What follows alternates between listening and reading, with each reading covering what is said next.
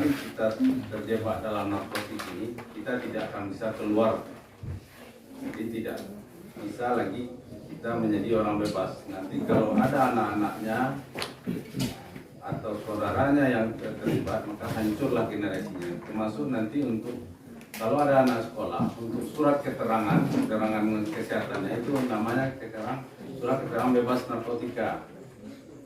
Jadi kebenaran kata Pak Dokter nanti itu urinnya itu tesnya itu akan positif terus. Jadi langsung nanti digagalkan. Jadi narkotika ini kalau dia sudah mewabah, yang kena bukan hanya kita saja, semua lapisan, bahkan aparat dia tidak memandang ini ustaz kena juga. Yang penting sudah mencoba kena. Nah, itu kita di Perangkas Kompol menurut orang bagaimana ini acara ini kita konsultasikan dengan semua pihak, seluruh BNN, Badan Nasional Narkotika, dan kita adakan koordinasi dengan semua pihak untuk melaksanakan acara ini.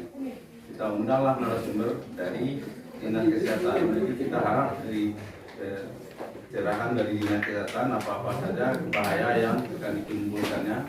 Karena kita jelas ini bahayanya luar biasa, dampak-dampaknya, dan juga di sisi keagamaan.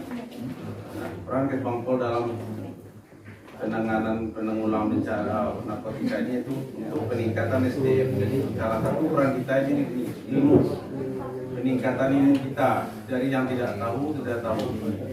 Jadi saya terangkan lagi, mungkin jenis narkotika ini sangat banyak sekarang karena semua temuan baru itu banyak. Tiap hari orang tuh merubah, bahkan yang biasa-biasa yang kenal mungkin ganja, heroin, sabu, apalagi inek, ekstasi, tapi turunannya sudah sangat banyak lagi. Bahkan sekarang sudah ada namanya tembakau gorila. Jadi kenapa nama tembakau gorila? Karena dari Cina juga. Di tembakau itu sudah disusupi kimia lain yang mempengaruhi daya kerja otak. Kalau sedang rusak itu kayak halusinasi. Di perangnya itu kayak gorila, loncat-loncat aja lagi.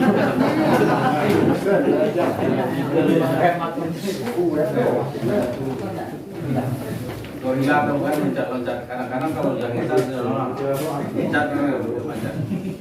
Jadi begitulah ya. Jadi itu sudah banyak juga sudah beredar. Jadi dia juga. Nanti dikibulin cobalah tembakau itu halusinasi nanti lah. Nggak sadar lagi. Kadang-kadang saya itu ininya nggak tahu lagi karena saraf itu sudah dipengaruhi.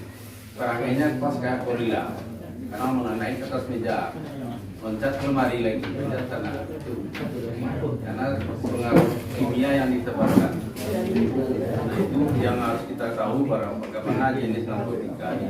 Juga sekarang sudah melalui pengiriman sopi-sopi melalui makanan-makanan ringan itu.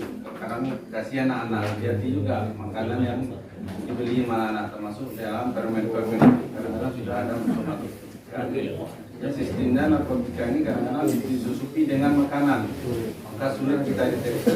Jadi akibatnya jadi kecanduan. Nah, apa yang kita lakukan itu unsur pencegahan.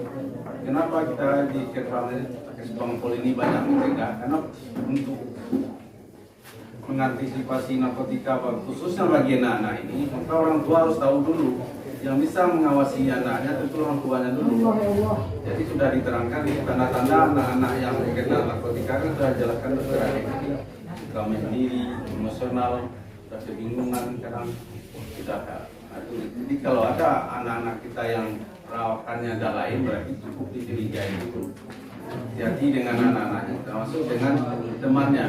Biasanya yang kena ini dengan lingkungan dulu. Kalau anak-anak itu kalau sama-sama besarnya kayak kita belajar merokok. Kalau nak merokok, nak preman namanya. Nanti sama dengan narkotika. Yang pertama digratiskan dulu. Nanti sudah apa baru bayar, harus bayar lagi. Tidak mampu kita membeli ya kita menjadi pengedar lagi. Karena yang banyak. Jadi banyak yang tangkapan narkotika ganja itu yang kita kurir itu langsungnya dari pemakai karena dia tidak bisa beli lagi, dia jadi kurir lagi. Hukuman narkotika ini luar biasa beratnya, bahkan sudah hukuman mati ya. Maka hati-hati dalam pengendaraan narkotika. Nah, orang kita lagi Ketbangpol mereka sosialisasi, ya. Ini yang kita undang. kita usahakan sosialisasi. Ini bersyukur bapak-bapak. Biasanya tahun dulu kita sosialisasi kita kumpulkan anak-anak SMA. Jadi kita bikin kader narkotika 10 orang dari anak-anak SMA. Di mana anak-anak itu kita pilih, kita kerjasama dengan guru BK. Pilih anak-anak yang punya perangainya agak lain. Jadi di 10 itu suka menyendiri atau over atau yang jarang masuk, bolos, sering tidur di sekolah, itu yang kita minta pesertanya. Nanti anak-anak itu yang kita kasih penelitian tentang bahaya narkotika ini. Kita koordinasi semua pihak ini tentang pengaruh narkotika ini. Nah, ini yang kita harapkan. Tentunya nanti kita bahas nanti peran Undang-Undang 35 tentang peran serta masyarakat. Kenapa peran serta masyarakat ini kita butuhkan? Karena narkotika ini tidak akan bisa diantisipasi oleh satu pihak. Polisi saja nggak sanggup, BNN pun juga nggak sanggup. Jadi peran serta masyarakat lah dari Nuna yang baru ini kita harapkan. Jadi masyarakat itu berperan dalam ke depan dalam pencegahan dan pemberantasan narkotika. Nanti di pasal 105 ada jelaskan bagaimana peran serta masyarakat untuk pencegahan narkotika ke depan. Yang berikut bagaimana komunikasi informasi. Komunikasinya, kalau ada informasi yang dicurigai, silakan informasikan ke pihak-pihak keamanan atau ke Polres, Polsek bisa, ke Kesbang juga bisa. Kalau kita juga akan bantu nanti kalau ada yang dicurigai termasuk unsur. Biasanya kita bersama dengan Kasat Narkotika karena tugas hari ini mungkin dia tidak bisa datang karena pihak polisian juga kita hadirkan. Nah, yang berikut apalagi pengawasan dan pengendalian. Jadi kalau sudah masyarakat itu mengawasi lingkungannya, saya yakin narkotika itu akan sulit masuk. Kalau kita tidak mau tahu, maka itu bukan urusan kita. Ingat, sekarang mungkin belum anak kita yang kena, besok mungkin anaknya lagi yang kena. Itu yang sering mengenal satu masyarakat. Tidak dibodoh anak ada yang salah nanti. Ya sekarang, nanti besok anaknya lagi kena. Jadi semuanya peran masyarakat, peran keluarga untuk pengawasan narkotika ini. Nah, bagaimana pola penanganannya secara seimbang? Yaitu adanya peran masyarakat agar menciptakan masyarakat yang sehat, maksudnya sehat itu bebas dari narkotika. Jadi caranya itu dengan mengantisipasi, menandai orang-orang yang mungkin kita curigai, orang-orang yang bersalah menggunakan narkotika, termasuk kadang-kadang kita kan tidak tahu, disuruh coba-coba saja, padahal itu adalah sejenis narkotika. Jadi yang kita sampai sekarang belum tahu adalah jaringannya. Jaringan edar gelap narkotika ini sangat sulit dilumpuhkan, karena di mana-mana dia ada dan dia jaringannya terputus-putus. Jadi jaringannya pemain ditangkap di Pasaman, siapa yang mau apanya, siapa yang menyuruh bawa ganjanya, kita nggak putus itu enggak. Jadi orang itu sangat pintar. Jadi antara yang memberi upah dengan yang memberi upah tidak akan sama. Jadi jaringan terputus, jadi sangat sulit dituntaskan dalam jaringan narkotika ini. Memang sulit karena mereka sangat rapi dalam melakukan jurusan. Bahkan ada orang yang tidak tahu, kadang-kadang hati-hati dititipkan di tas kita, di mobil kita tidak tahu padahal ada yang dititipkan narkotika. Kadang-kadang sama ibu belanja di pasar, karena di kantong ibu karena ada masukan di dalam ganja. Ibu kan tidak tahu, padahal kita tidak tahu. Yang punya rumah upah dengan yang memberi itu tidak pernah saling bertemu. Jadi siapa yang menyuruh Pak kita nggak tahu kan, itu Pak Jadi. Nah, kenapa saya bilang darurat nasional penyalahgunaan narkotika tadi? Ini datanya, jumlah pengguna narkotika di Indonesia itu 3,3 juta jiwa itu tahun 2008, sekarang mungkin sudah lebih 4 juta. Menjadi 6,2 juta 2017, berapa? Lebih 2 kali lipat dalam 4 tahun. Sekarang berapa lagi kan? Dan peningkatan kasus narkotika 28.000 kasus menjadi 35.000 kasus. Luar biasa banyaknya dampaknya langsung menyebabkan 40 sampai 50 warga negara Indonesia meninggal setiap hari. Jadi ada 40 sampai 50 orang meninggal gara-gara narkotika tiap hari di Indonesia ini.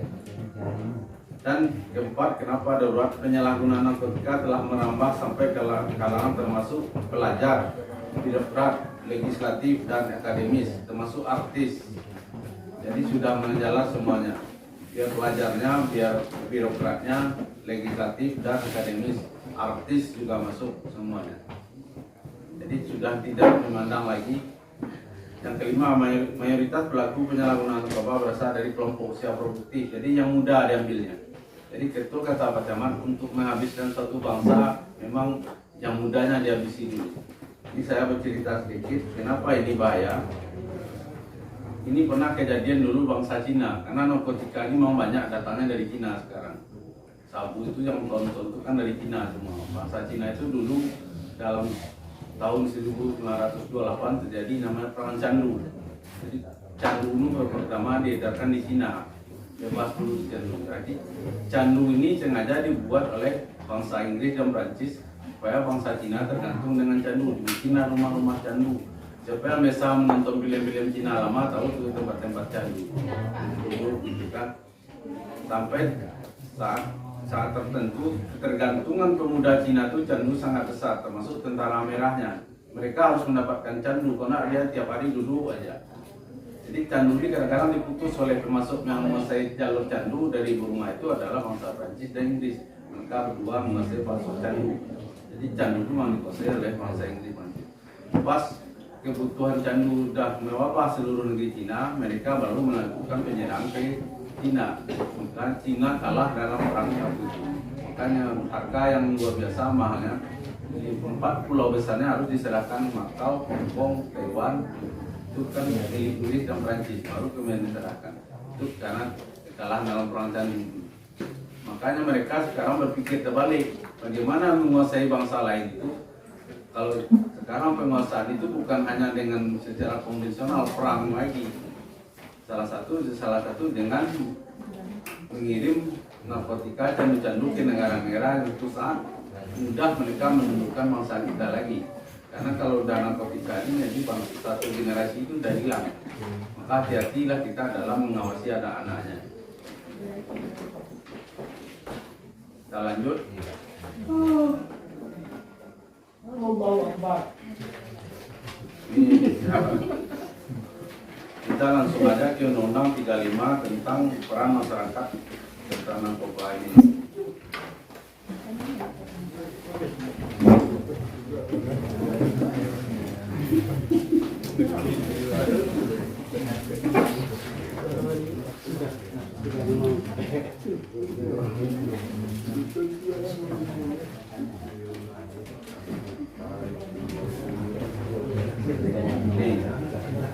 Ini salah satu dari Undang-Undang 35 tentang narkotika, peran masyarakat yang diharapkan. Jadi ini penting dari masyarakat untuk penyalahgunaan penanggulangan masalah narkotika. Langsung saja pasal 104 Undang-Undang 35 kita bacakan. Masyarakat mempunyai kesempatan yang seluas-luasnya untuk berperan serta membantu pencegahan dan pemberantasan penyalahgunaan dan peredaran gelap narkotika dan prekursor narkotika. Jadi prekursor narkotika ini banyak yang belum tahu, ini bahasa-bahasa hukum. Yang dimaksud prekursor narkotika adalah residu bahan-bahan pembuat narkotika. Jadi sekarang anak-anak kita udah pintar dengan internet, dia bisa mengaduk bahan-bahan dari obat. Bahkan sekarang yang lagi banyak-banyaknya penyalahgunaan obat batuk komek. Jadi komek itu obat batuk sekali minum itu 1 kardus mungkin 1 pak itu. Kalau anak-anak sudah beli obat batuk komek lebih dari kebutuhan, hati-hati aja. Biasanya minta 1 pak langsung minum di mereka. Karena zat penendangnya itu mungkin kakao, jadi udah tahu anak kita kan. Jadi mungkin di kampung-kampung belum tahu batuk, tapi sebenarnya bagian dari narkotika. Pasal 15 masyarakat mempunyai hak dan tanggung jawab. Di sini hak tanggung jawab dalam upaya pencegahan dan pemberantasan penyalahgunaan dan peredaran gelap narkotika dan prekursor lainnya. Jadi masyarakat bertanggung jawab. Jadi makanya di kemarin saya balik Pekanbaru di pasar sayur bawah itu ada namanya lurah ini daerah bersih, bebas dari narkotika. Jadi kita jadikanlah kampung kita ini juga daerah bersih, bebas dari narkotika, bersih dari pengaruh narkotika. Bagaimana upaya kita bersama agar kampung kita itu jadi daerah yang bersih dari pengaruh narkotika. Pasal 106 hak masyarakat dalam upaya mencegah dan penuntasan penyalahgunaan dan peredaran gelap narkotika dan pengusuran narkotika adalah diwujudkan dalam bentuk mencari, memperoleh, memberikan informasi adanya dugaan telah terjadi tindak pidana narkotika dan prekursor narkotika. Jadi kalau ada dugaan tidak bisa Bapak laporkan atau Bapak informasikan kepada pihak-pihak keamanan, masuk polisi atau perangkat negara, masuk dari pemerintah, masuk Babin bisa, Babinsa juga bisa, karena mereka sudah bisa jaringan untuk menangani itu. Dua, memperoleh pelayanan dalam mencari, memperoleh dan memberikan informasi tentang adanya dugaan telah terjadi tindak pidana narkotika dan prekursor lainnya kepada penegak hukum atau BNN yang menangani perkara tindak pidana narkotika. Jadi kalau ada yang ditangani BNN, kalau tidak ditangani kita sudah ada hak kita menanyakan bagaimana kasus yang kemarin sampai di mana. Jadi sudah punya hak kita untuk menanyakan ke pihak BNN atau penanganan pihak hukum lainnya dilindungi undang-undang. Jadi menyampaikan saran dan pendapat secara bertanggung jawab kepada penegak hukum atau BNN yang menangani perkara tindak pidana narkotika dan prekursor narkotika. Dia memperoleh jawaban atas pertanyaan tentang laporan yang diberikan kepada penegak hukum. Nah, selanjutnya mendapatkan perlindungan hukum pada saat yang bersangkutan melaksanakan haknya atau diminta hadir dalam proses peradilan. Jadi memang dilindungi haknya. Ada nanti perlindungan saksi namanya. Pasal 107, masyarakat dapat melaporkan kepada pejabat yang berwenang atau BNN jika mengetahui adanya penyalahgunaan dan peredaran gelap narkotika dan prekursor lainnya. 108, peran serta masyarakat sebagai masuk batas dalam bentuk wadah yang dikoordinasikan BNN. Jadi ada nama BNN mengkoordinasikan, ada namanya agen-agen untuk membunuh tim-timnya. Di kita ada kompani anti narkotika kita bentuk nanti mungkin di daerah-daerah, nanti mungkin ke negari, nanti kita juga minta mungkin melalui ini untuk sosialisasi pencegahan narkotika dari negari sehingga wawasannya lebih luas lagi sampai ke Jorong nanti. Jadi kita tentu sangat maksud di atas diatur dalam peraturan pola BNN. Mungkin di sini kita nggak bisa lihatkan karena jenis-jenisnya ada, karena lampunya mati. Jadi gambarnya ada, cuman gambar-gambar jenis-jenis narkotika ini ada di sini. Biasanya kita tampilkan, termasuk yang cair nanti heroin ini gini. Jadi karena edukasi, karena keterbatasan di modul, karena hitam putih mungkin susah dilihatnya. Jadi dari modul mungkin kita sebelum akhiri kita permohon nanti kepada Bapak Ibu. Jadi untuk sadarlah, yakinlah masalah narkotika itu masalah kita bersama.